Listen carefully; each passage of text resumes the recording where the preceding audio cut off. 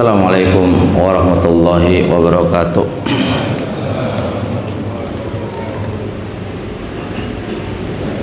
Alhamdulillah wassalatu wassalamu ala rasulillah wa ala alihi wa sahbihi wa wala ma ba'd. Alhamdulillah, Allah subhanahu wa ta'ala zat yang selalu dipuji, selalu ditaati, selalu disyukuri bagaimanapun keadaan kita. Saat susah atau senang, Allah tetap ditaati, tetap disembah, tetap disyukur. Dan selalu kita memuji kepada Allah Subhanahu wa ta'ala ala taufiqihi dzalik. Allah memberikan taufik kepada kita untuk itu. Ini semua karena taufik dari Allah Subhanahu wa ta'ala. Poin kedua, kami ucapkan jazakumullah khairan kepada takmir masjid dan yang berkaitan dengannya, kesehatan. Dan Allah Subhanahu wa ta'ala memberikan kepada kita juga kesehatan, taufiknya untuk bisa selalu istiqomah di jalan Allah Subhanahu wa ta'ala. Malam ini kita ngaji tema apa? Apa itu? Ibadahku, hidupku, matiku untuk Allah. Judul tadi itu diambil dari firman Allah Subhanahu wa ta'ala, Qul inna sholati wa nusuki wa mahyaya wa mamati lillahi rabbil alamin. Inna sholati, sesungguhnya sholatku, wa nusuki, dan sesembelianku. Kemudian hidupku, matiku, semua untuk Allah Subhanahu wa ta'ala. Ayat ini intinya adalah membahas tentang ikhlas. Ayat ini intinya membahas tentang ikhlas. Jadi kajian kita ini sebenarnya ikhlas.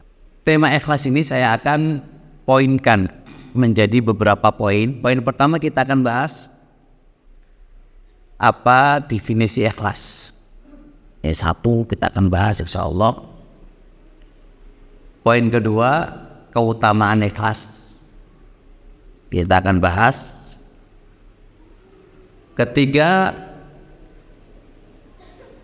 ucapan salaf para ulama pendahulu terkait dengan ikhlas.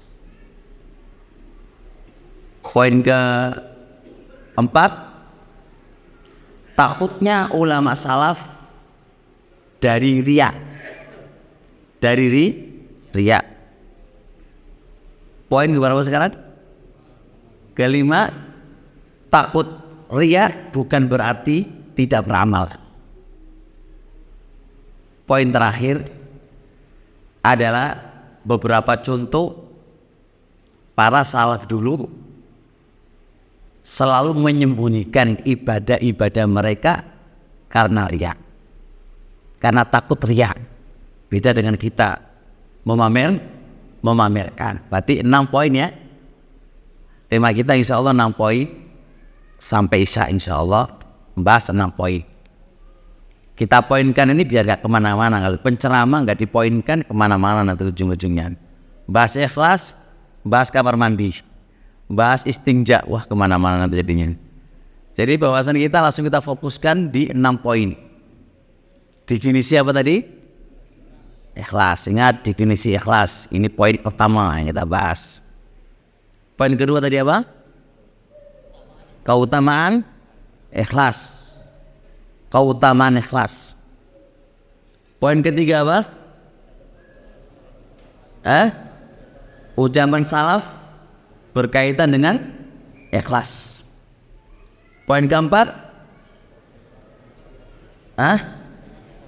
Takutnya salaf dari perbuatan riya. Poin kelima, takut riya bukan berarti meninggalkan beramal. Poin terakhir, beberapa contoh para salaf itu menyembunyikan amalan-amalan mereka karena riya. 6 poin. Insya Allah 6 poin ini kalau kita ngapal 6 poin aja, insya Allah keluar dari majelis pinter. Amin ya, pinter. Jadi jangan kita ngaji masuk dari kanan keluar dari kiri lah, harus gimana jadinya nanti. Barakallahu fikum. Kita kembali kepada definisi ikhlas. Ikhlas ini kata yang masyhur. Semua orang melafadzkan ikhlas. Tapi terkadang ditanya apa definisi ikhlas, tidak bisa mengungkapkan. Walaupun pengertiannya dia paham. Pengertiannya paham, maksudnya hakikatnya paham. Akan tetapi kalau ditanya apa sih ikhlas? Paling banter, ia beramal untuk Allah. Itu Masya Allah lumayan lah kalau jawab begitu ya. Mending insya Allah. Saya akan sedikit menyampaikan beberapa komentar definisinya ulama terkait dengan ikhlas. Berupaya supaya kita bisa mengevaluasi, melacak diri. Apakah kita itu benar-benar ikhlas apa enggak dalam segala amalan kita dalam kehidupan dunia ini. Ada yang mengatakan ikhlas itu adalah man yastawi indahu madihuhu wadamu. Seseorang itu terus beramal, tidak berubah. Apakah ada orang yang memuji ataukah ada orang yang mencela? Tetap sama. Itu ikhlas. Kita terkadang kalau dipuji meningkat ibadahnya karena ada pujian. Ketika dicaci maki menurun karena apa ini? Nah, ini masalah. Ikhlas nggak mengenal siapa yang memuji Anda dan siapa yang mencaci maki Anda. Karena Anda beramal bukan karena mereka, tapi karena Allah Subhanahu wa ta'ala. Misal Anda sudah nyapu masjid lillahi azza wa jalla, karena Allah. Datang komen, nyapu apa, kasih kotor semuanya. Nah, kalau Anda ikhlas, nggak peduli komen tadi, nggak peduli. Ya toh saya nyapu itu bukan karena kamu, karena Allah Subhanahu wa ta'ala. Tapi karena sebab komen, sudah saya tinggalkan nyapu. Maka dipertanyakan, Anda nyapu karena apa? Karena supaya dipuji atau karena Allah? Bisa dipahami ya? Sama saja dengan kayak kami ini Pak, sebagai dai. Datang orang banyak, semangat. Nggak ada yang datang, lemas.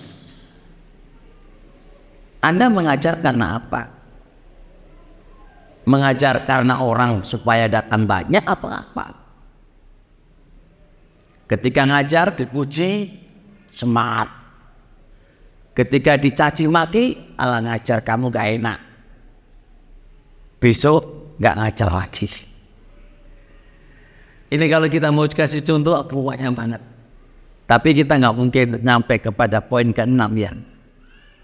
Dan memang ini butuh dikaji 1 jam ngasih contoh ini bagus banget itu. Supaya kita itu mengevaluasi benar nggak ikhlas ini. Jelas gitu? Jelas. Baik. Ada yang mengatakan lagi ikhlas itu apa? Man yaktumu hasanatihi kama yaktumu sayyiatihi. Orang yang menyembunyikan kebaikannya sebagaimana menyembunyikan kejelekannya. Ada nggak orang yang menampakkan kejelekannya? Ya, kaidahnya malulah dia. Malulah dia. Dia malu menyebutkan kejelekannya sebagaimana dia malu juga menyebutkan apa? Kebaikan-kebaikannya. Ini tandanya orang ikhlas. Tandanya orang ikhlas. Enggak ada ceritanya saya semalam mabuk, saya semalam mencuri, enggak ada ceritanya, Pak. Ada ceritanya cuma orang yang butuh diruqyah aja gitu ya. Hukum asal ketika kejelekan itu pasti dia sembunyikan. Giliran kebaikan dimuncul, ini loh saya, ini loh saya, ini loh saya, ini loh saya. Kalau korupsi itu nyampaikan bahwa kalau para korupsi itu menyebutkan dirinya korupsi, enak nggak butuh polisi, saya masuk penjara. Tuh saya Pak mencuri Pak. Karena mereka menyembunyikan, makanya butuh intel, butuh sembarang kali, butuh semuanya itu. Gitu loh. Ini namanya tanda ikhlas. Ada yang mengatakan lagi, nisyanu ru'yatil khalqi bidawamin nadhari ilal khaliqi.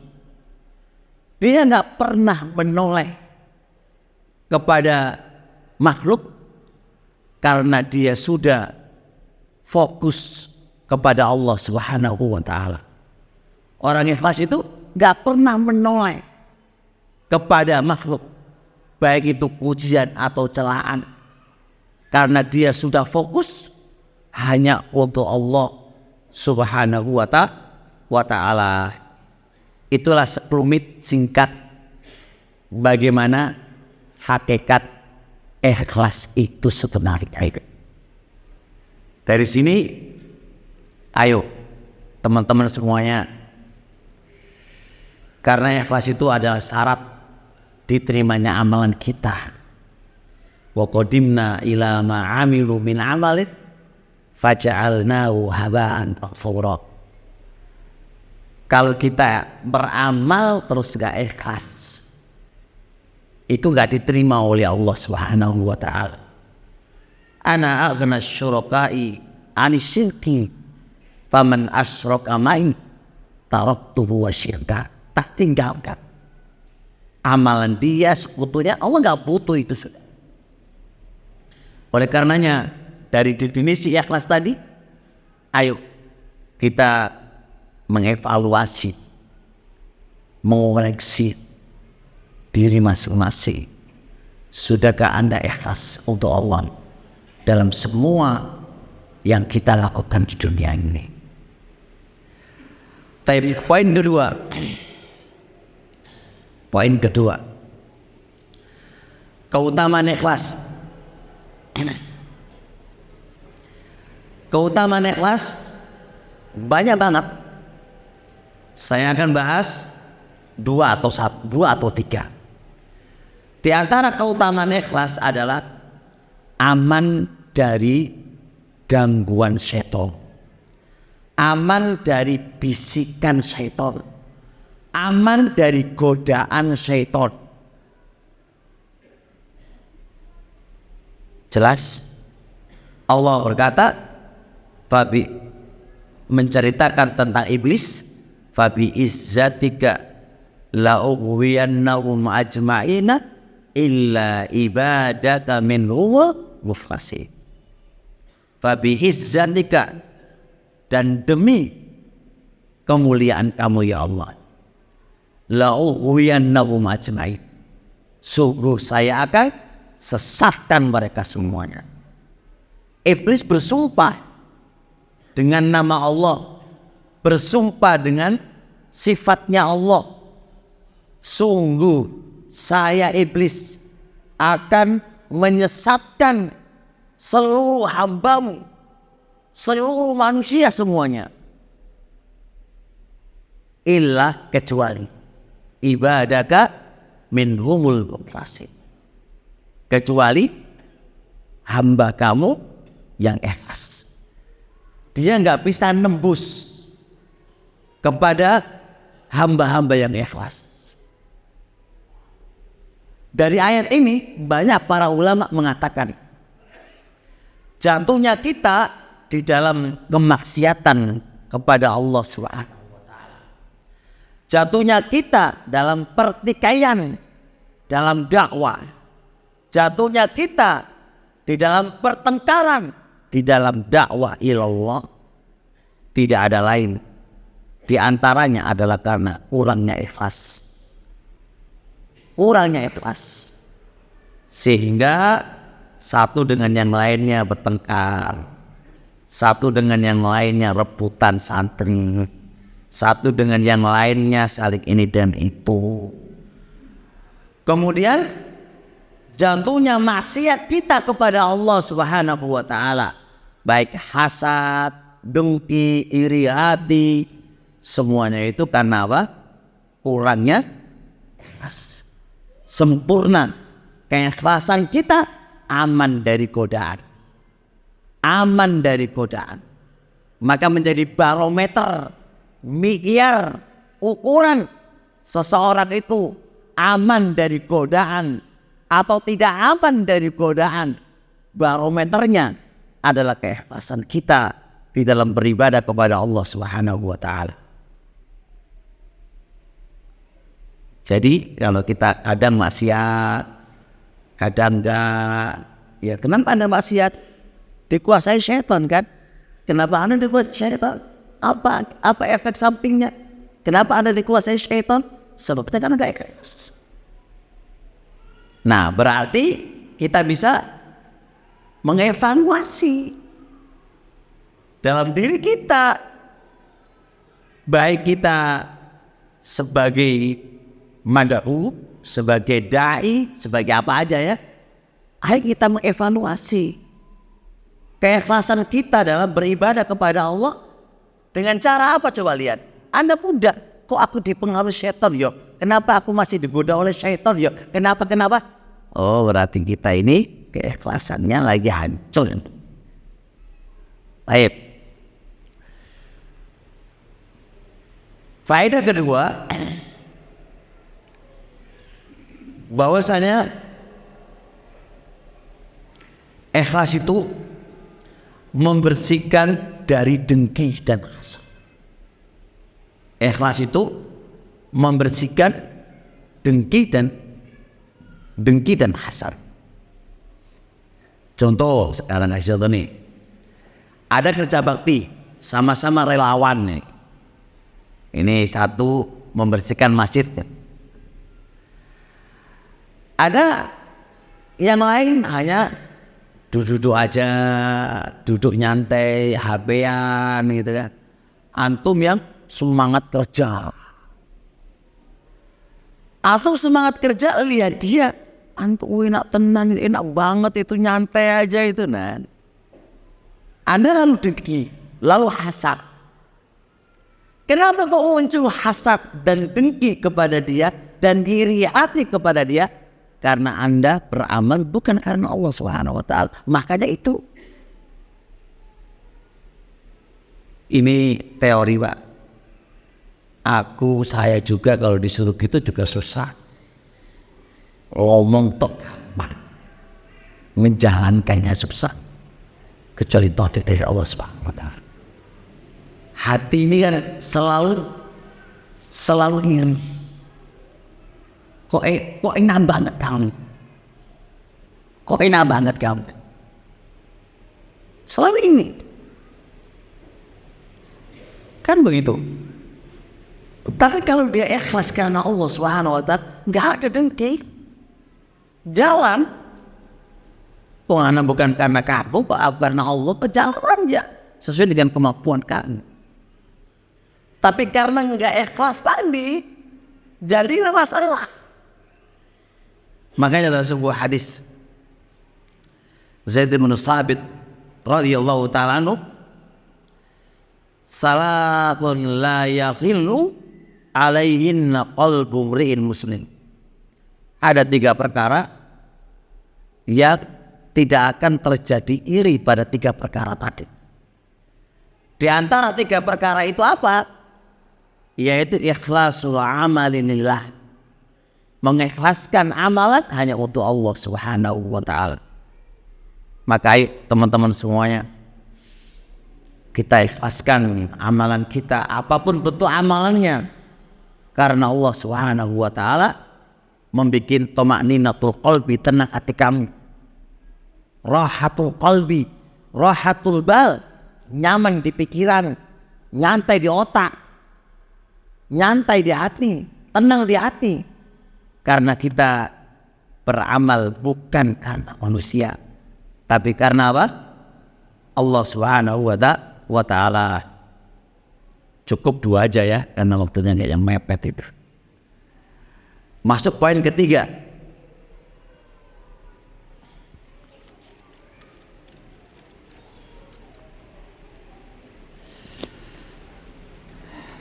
Berkaitan dengan ucapan salaf, ucapan ulama-ulama salaf pada seputar ikhlas.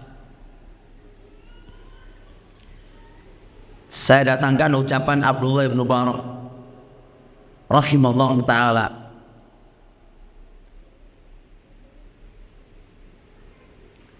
Beliau yukhatibu nafsah. Abdullah bin Mubarak itu yukhatibu nafsah, mewawancarai dirinya sendiri, berbicara terhadap dirinya sendiri. Dia mengatakan, ya benar Mubarak, idza arafta nafsaka lam yadhurruka ma qila fika.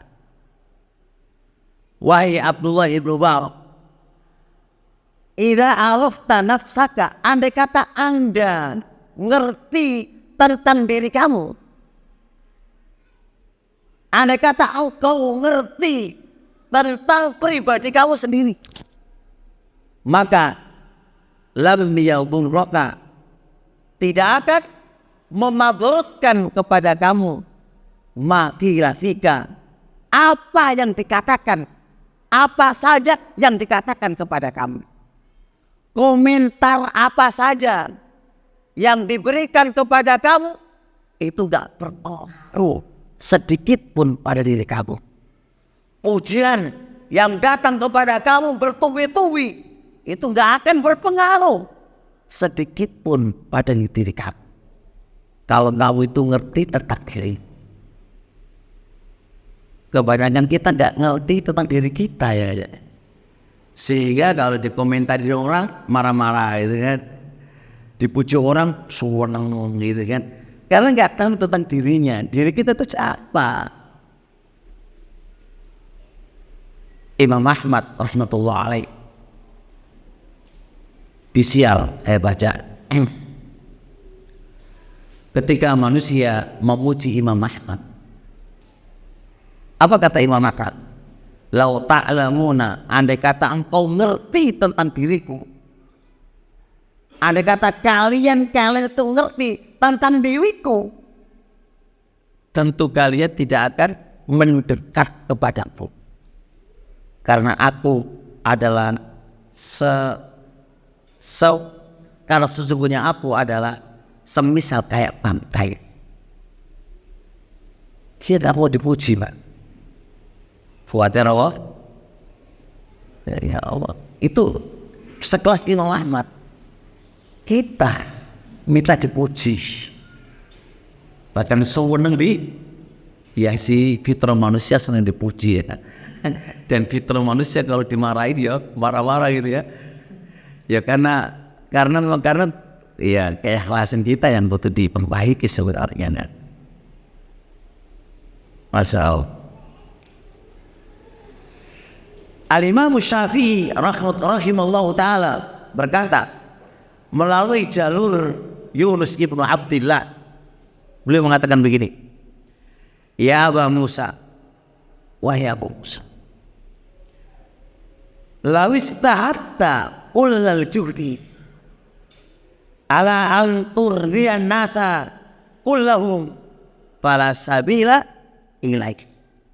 Wahai Abu Musa, andai kata engkau berusaha semaksimal mungkin supaya engkau membuat ridho manusia, membuat seluruh manusia senang kepada kami, apa kata Imam Syafi'i?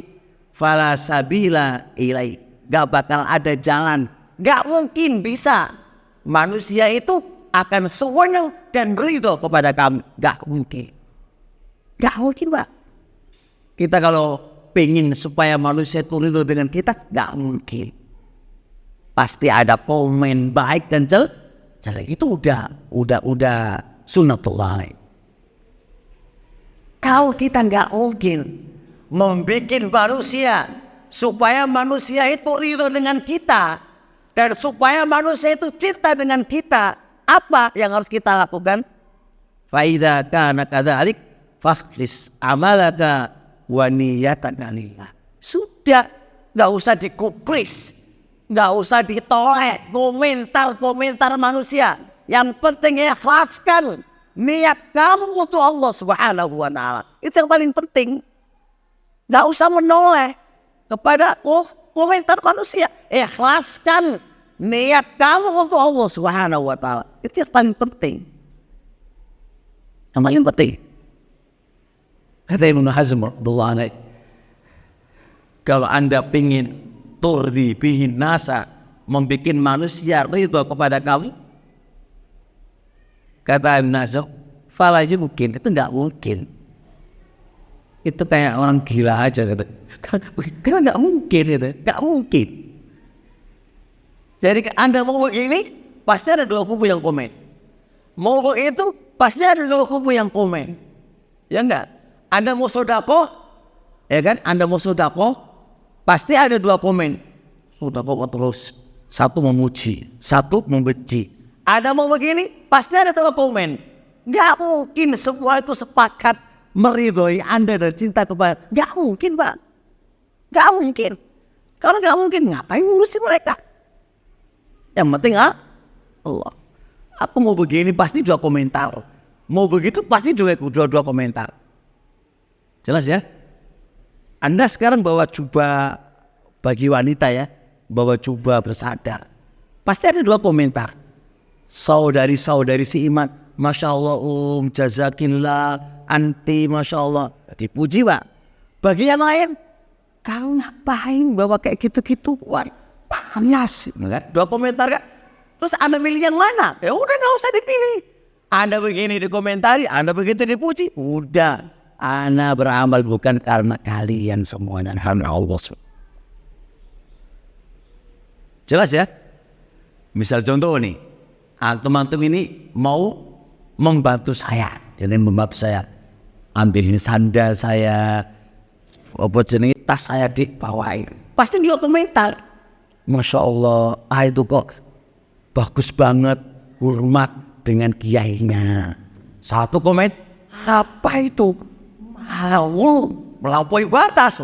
Komen Pak. Sudah, gak usah dengerin. Yang penting kalau Anda ngerti itu ilmunya Anda, itu adalah bentuk menghormati kepada sang guru dan tidak ada niatan bagi Anda untuk melampaui batas dalam memujinya. Sudah, yang lain gak usah didengerin. Jalan. Karena kita beramal bukan karena mereka, dan hidupku dan matiku bukan untuk mereka, karena Allah. Hidupku dan matiku diciptakan oleh Allah, bukan ditahu oleh mereka, sudah biarin, jalan. Bisa dipahami? Saya katakan Pak, ini kalau menimpa kepada saya juga belum mesti bisa Pak ya. Kita sama-sama berbuat baik. Saya ini Pak, saya pribadi, saya bukan orang baik, tapi saya berusaha menjadi orang yang baik. Saya bukan orang yang ikhlas, tapi saya berusaha menjadi orang yang ikhlas. Jadi jangan diklip saya itu orang yang ikhlas. Nah, saya semisal kayak aktif semuanya, tapi saya berusaha menjadi orang yang lebih baik daripada sebelumnya. Nggak begitu. Kalau kita mencari salahnya orang, ya semua salah, Pak. Nggak ada orang itu benar. Gitu. Nah, masih kurang berapa menit? Hah? 8 menit? 10 menit? Terusnya.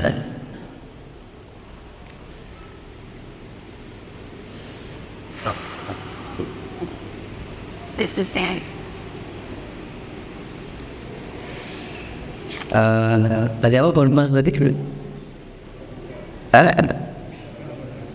Apa? Saya ganti dulu. Tanda ria dulu. Tanda ini penting soalnya khawatir saya nggak cuci. Ya. Tanda ria. Ria itu ada tandanya Pak. Ria itu ada tanda-tandanya. Apa tanda-tanda ria? Supaya kita mikir yo aku itu ria koyo ini kan. Tanda mana? Tanda ria. Waduh aku enggaknya klasik. Ali bin Abi Thalib radhiyallahu taala mengatakan, "Inna lil mura'i thalatha alamatin." Sesungguhnya orang yang ria itu memiliki 3 tanda. Orang yang ria itu memiliki apa? 3 tanda. 1. Ya'sulu idza kana wahdahu. Kalau dia sendirian, malas. Kalau dia sendirian, malas ibadah. Ini tandanya Pak. Kalau sendirian malas ibadah. Kalau di rumah malas sholat sunnah, sholat malam, malas maca Quran, malas murojaah buku, malas. Giliran di depan banyak orang, semangat, masya Allah. Kalau banyak orang itu semangat ya, nasyat ya. Kerja bakti semangat. Di rumah paling malas sedunia. Kalau di luar semangat. Ini tanda ini enggak ikhlas sih. Tanda Pak, yang namanya tanda jangan dijadikan hukum paten. Hujan, mendung, tandanya apa? Hujan. Apa mesti hujan? Belum mesti kan? Tanda, jangan dipahami loh. Tanda, hanya sekedar tanda.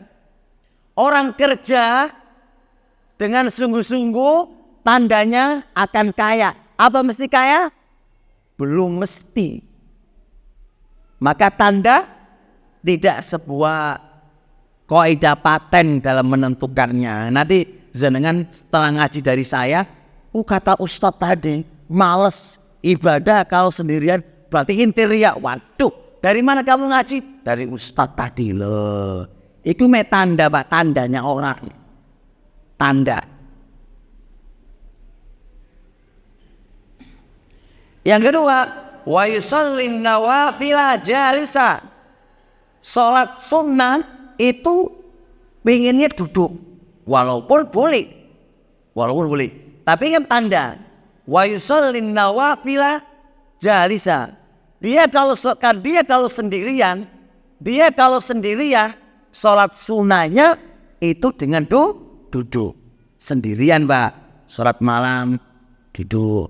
Tapi kalau salat bersama manusia, salat sunnah berdiri. Tapi kalau sendirian duduk. Kalau sama jamaah yang lain, ada jamaah berdiri. Taib. Wa yanshitu idza kana ma'an nas. Dia akan semangat manakala bersama manusia. Ini tanda yang berapa tadi? Yang kedua. Tanda yang kedua. Jadi kesimpulannya, jadi kalau sholat sunnah sendirian duduk. Kalau bersama manusia berdiri. Kalau di rumah sendirian males. Kalau sama manusia semangat. Terus wa yazidu fil amali idza mada'uhu kama yanqusu minhu idza dhammu. Dia akan semangat dia akan semangat beribadah manakala mereka memujinya, dan mereka akan mengurangi ibadahnya, malas beribadah manakala ada yang mencelanya. Ini tandanya. Jadi kalau dipuji semangat, tapi kalau apa? Dikritik dan dicela dia tidak semangat. Ini tanda nih tandanya enggak ikhlas alias ria. Yang kedua, Fudail ibnu Iyad rahimallahu taala berkata, min alamatil murahina bi ilmihim, tanda orang-orang yang ria dengan keilmuan mereka. Dia punya ilmu tapi ria. Bagaimana tandanya? Punya ilmu tapi ria. Gimana tandanya? Kata beliau, ayyakuna ilmuhum kal jibal. Ilmu mereka itu kayak gunung. Masya Allah, dalilnya pinter. Qala Allah, qala Rasulullah. Ilmu apa aja paham banget. Luar biasa ilmunya kal jibal.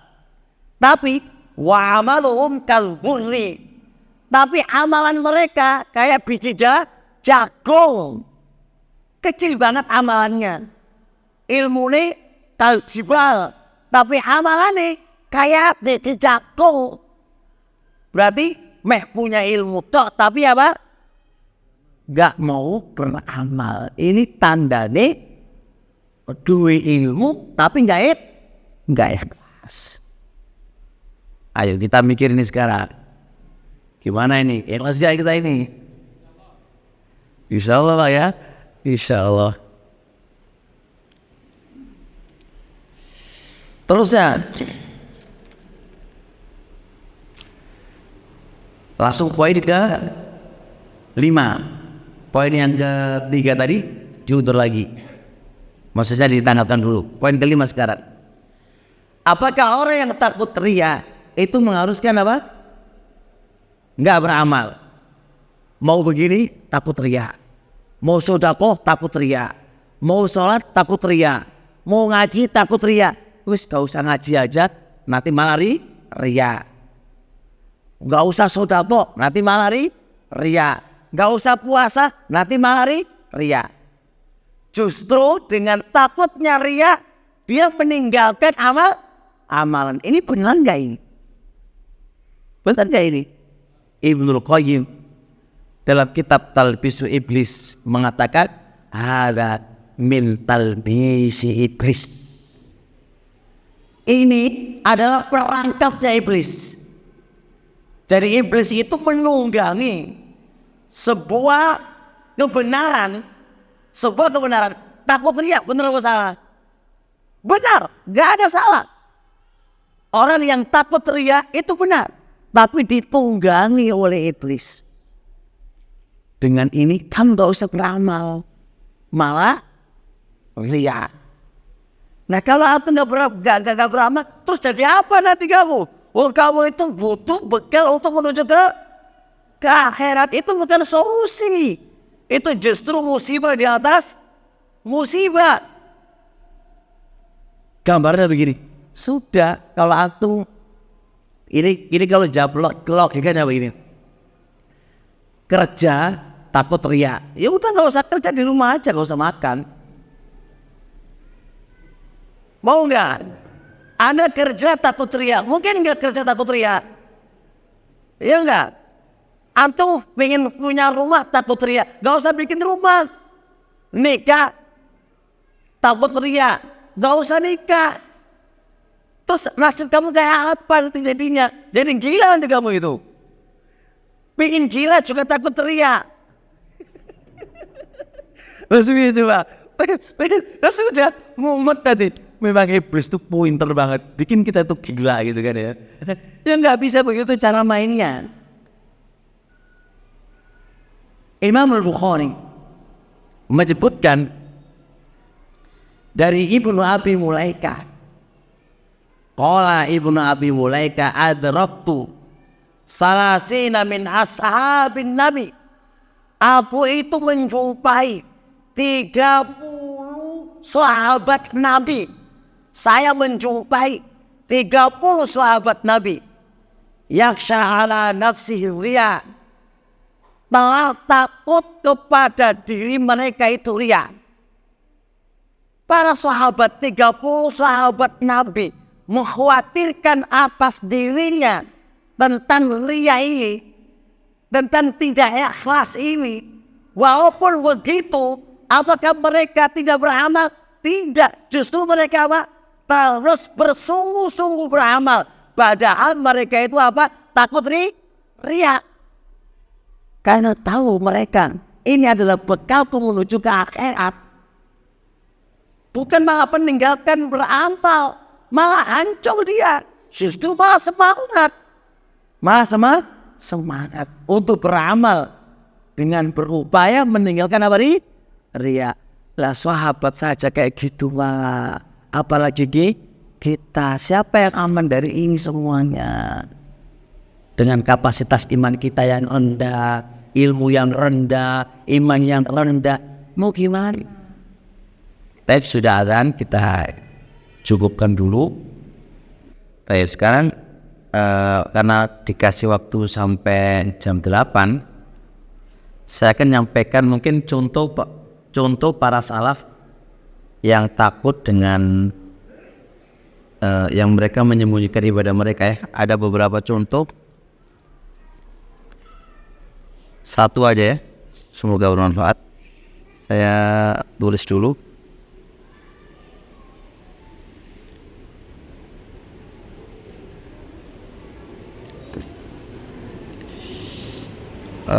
Contohnya banyak banget, dan dalam semua sesi ibadah ada para salafnya. Misal contoh Daud ibn Ar-Hindin. Daud ibn Ar-Hindin ini berpuasa selama 40 tahun. La ya'lamu bihi ahluhu wala ahadun. Tak ada satupun ngerti lah keluarganya wala orang lain kalau dia puasa selama 40 tahun. Puasa sunnah selama 40 tahun. Gak ada yang ngerti gak? Kita puasa Senin Kemis saja gembur-gembur kemana-mana ya. Masya Allah, ini 40 tahun loh. Gak ada yang tahu kalau dia itu puasa Senin, puasa sunnah. Gak ada yang tahu, 40 tahun. Lah istri wala keluarga, gak ada yang tahu. Dia sendirikan Pak. Baik, contoh lagi. Ada bagus banget ya kawan. Ibrahim ibn Adham berkata begini. La tas'al akhaka an siyamihi. Anda sebenarnya tidak perlu bertanya tentang ibadahnya orang. Gak perlu Anda itu bertanya tentang ibadahnya orang. Ini terikat pada puasa, ini umum ya. Anda itu gak perlu tanya tentang ibadahnya orang. Misal puasa, fa in qala ana shaim. Jikalau Anda bertanya tentang ibadah seorang berupa puasa, lalu dia jawab, iya saya puasa. Apa yang terjadi? Farihat nafsuhu bidzalik. Jiwanya pasti senang. Senang apa enggak? Senang apa enggak? Nah, lihat ini, senang enggak? Wa in qala, jikalau dia menjawab ana ghairu shaim, saya tidak puasa. Hazinat nafsuhu. Jiwanya juga sedih. ditanya tentang ibadahnya, kalau andai kata dia jawab seperti apa yang dia tanyakan, seneng. Kalau tidak sesuai dengan apa yang ditanyakan, hatinya sedih. Wa kilahuma min alamatir riya, dan keduanya itu termasuk tanda riya. Wah, ngeri banget Pak. Kalau ditanya, aku hafal Quran, sudah. Seneng gak hatimu? Ya Allah, seneng Pak. Nah itu kalau riya piye? Ngeluh Pak walau itu. Anak kalau mikir gini nih, Allah.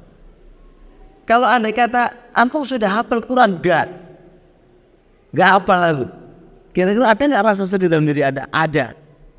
Sedihnya Anda dan senangnya Anda dalam kasus ibadah kamu itu tandanya riya. Oleh karenanya sudahlah, nggak usah nanya-nanya. Berat bagi yang ditanya.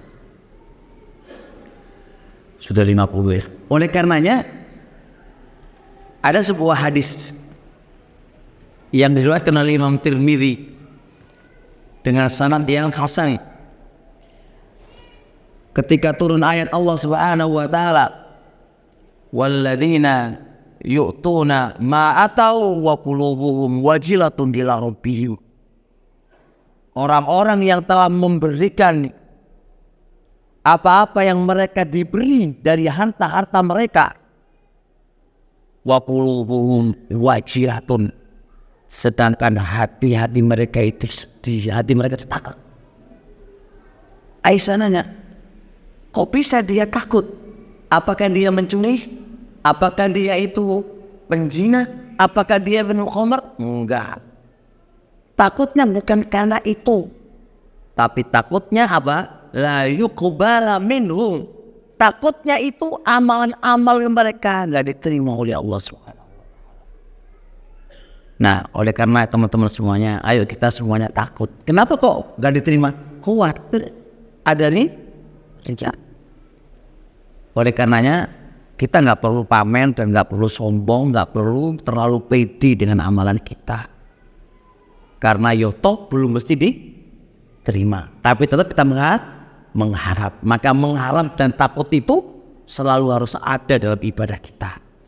Mengharap supaya kita nggak putus asa, dan kita takut supaya tidak terlalu pede dengan amalan-amalan kita. Semoga Allah menerima semua amalan-amalan kita dan mengampuni dosa-dosa kita. Masih ada 8 menit. Siapa yang bertanya? Ya.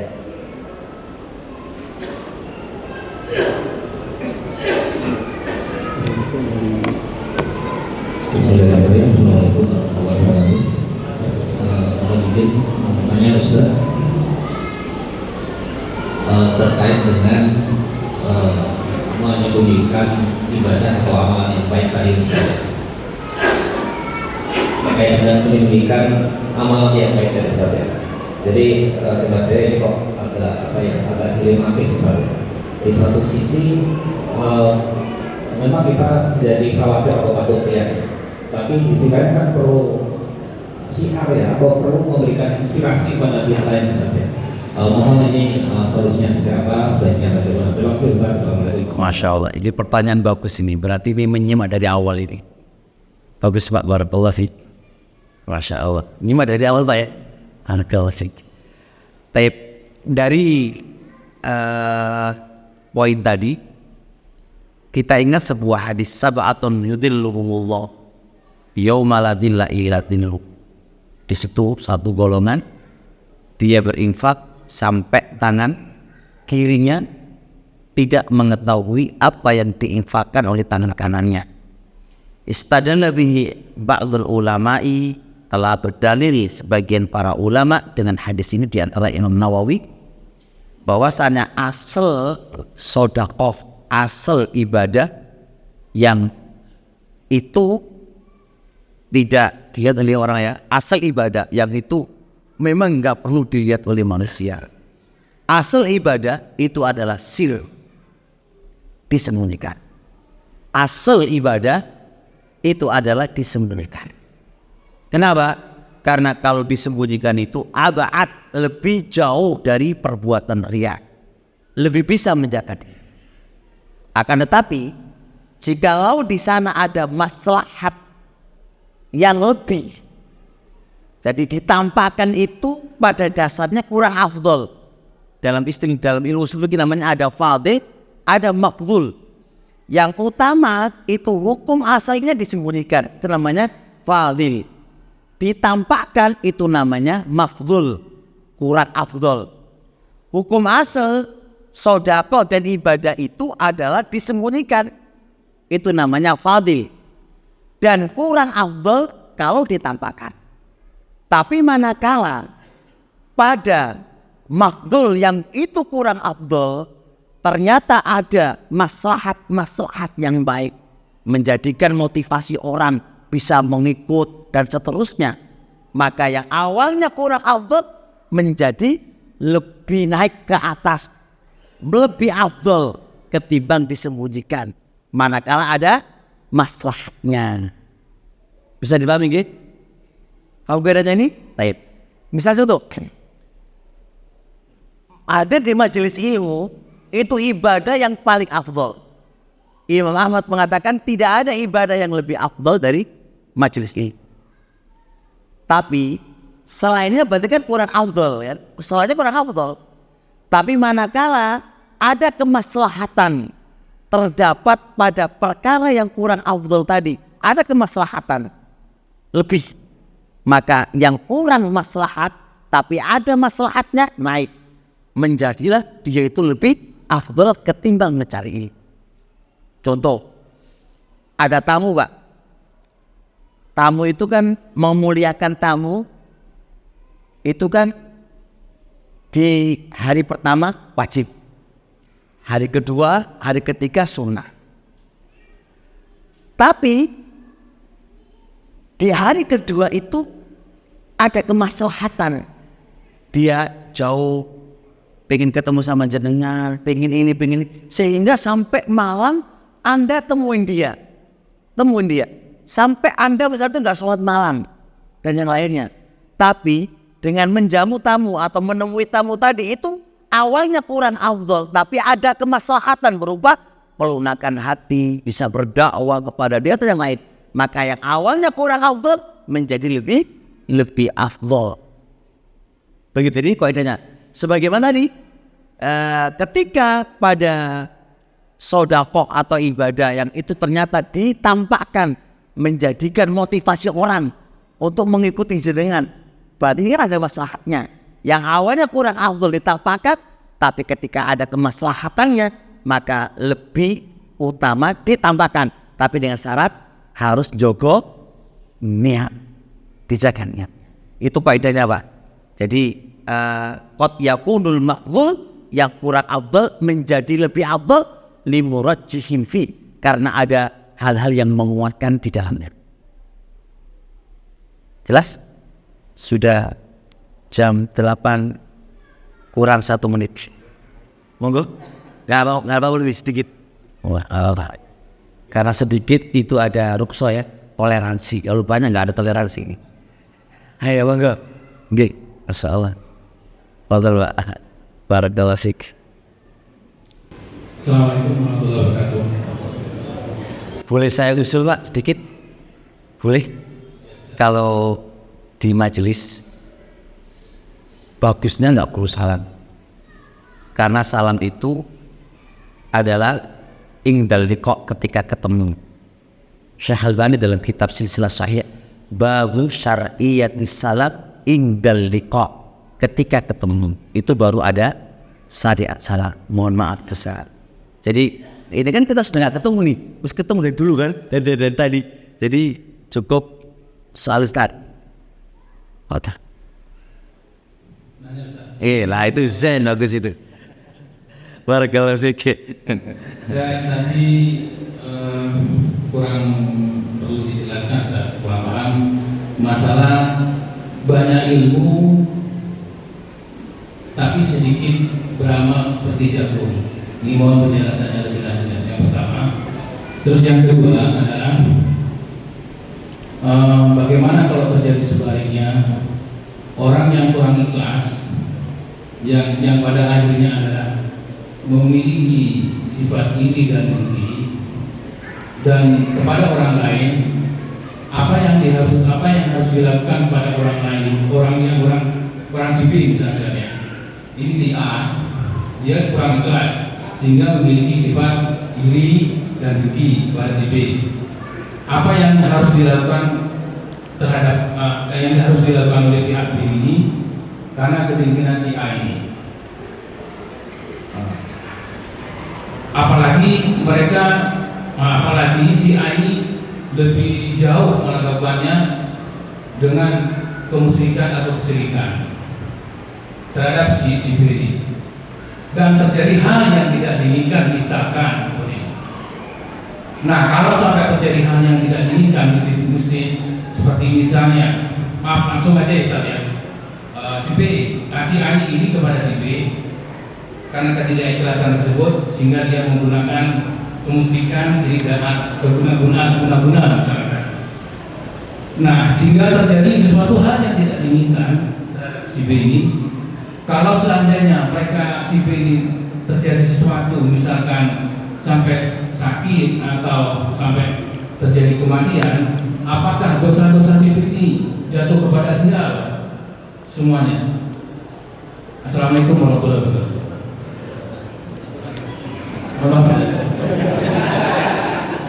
Barakallahu fiik. Masya Allah, jazakallahu khairan. Jadi nggak salah Pak ya.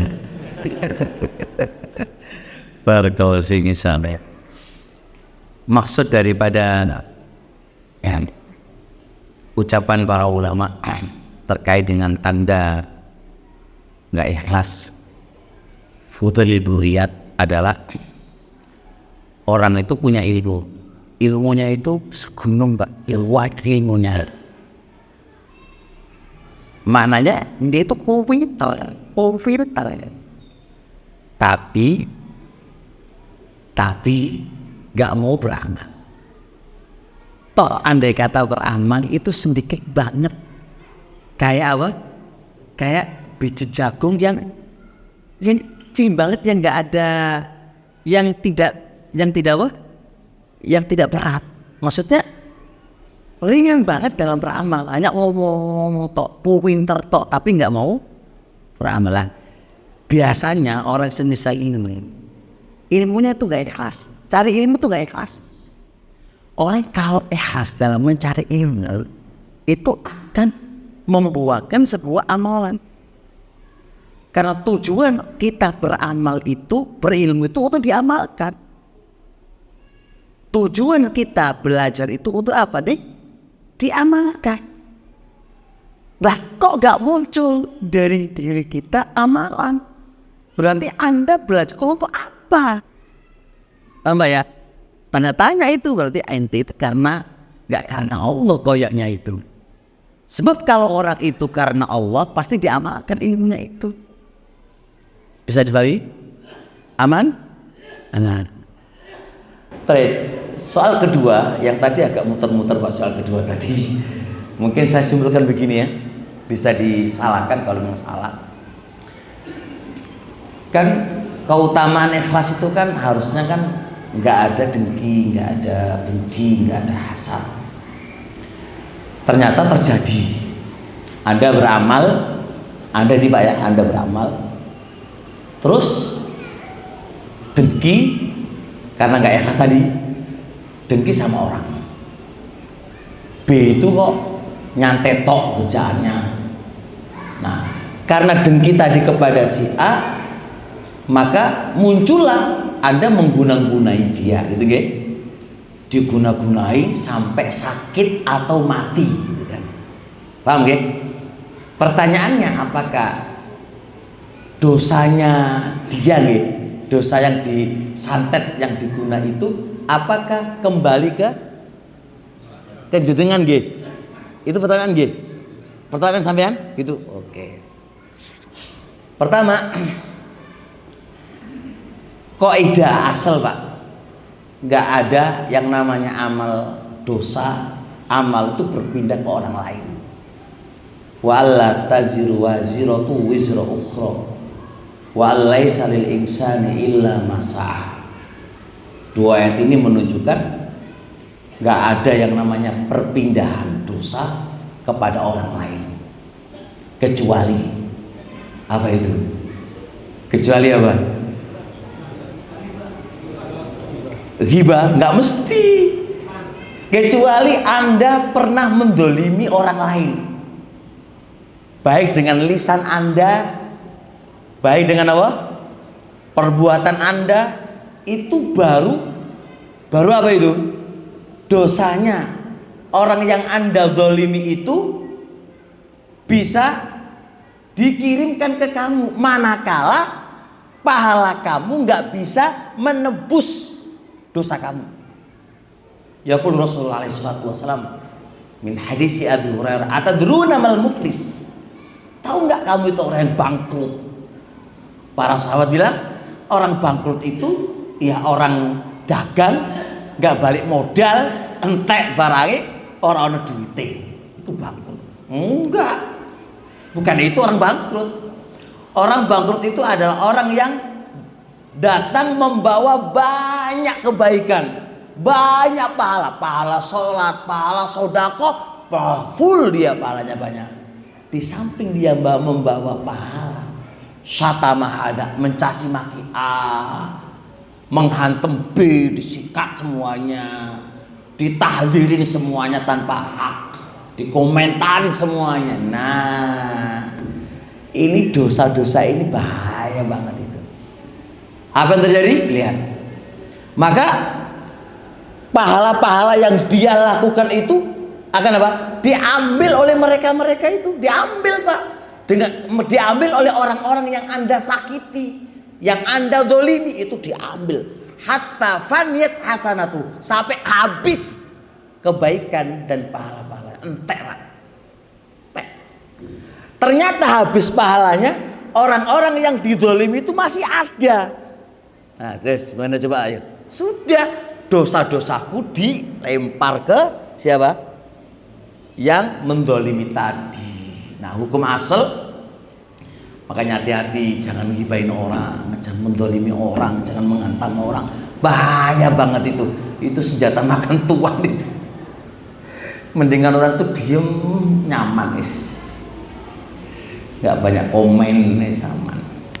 Tapi jangan diem di atas kebenaran. Batil ya batil, kebenaran benar. Nanti syaiton nahros, syaiton yang bisu. Wah, dia harus ditempatkan pada tempatnya. Nah, jadi kaidah asalnya Pak, nggak ada dosa terus dilempar ke jenengan tuh nggak ada. Cuma jenengan yang punya dua dosa. Dosa pertama, hasad ke dia. Dosa kedua, jenengan mengguna-gunain dia. Dan mengguna-gunain dia pakai apa coba? Pakai jin, ya kan? Pakai sihir. Nah, ini apa ini? Malah jatuh ke kesyirikan. Justru yang hancur oleh jenengan, bukan dosanya dia kembali ke jenengan. Jenengan hancur di situ karena apa? Jenengan sudah hasad, jenengan sudah berbuat apa? Kesyirikan. Pun jelas? Berarti bahayanya apa tadi? Dengki, akibat dari tidak ikhlas. Jelas gak? Sudah cukup melebihi jam 9. Saya dilihatin terus sama panitia, nggak enak banget.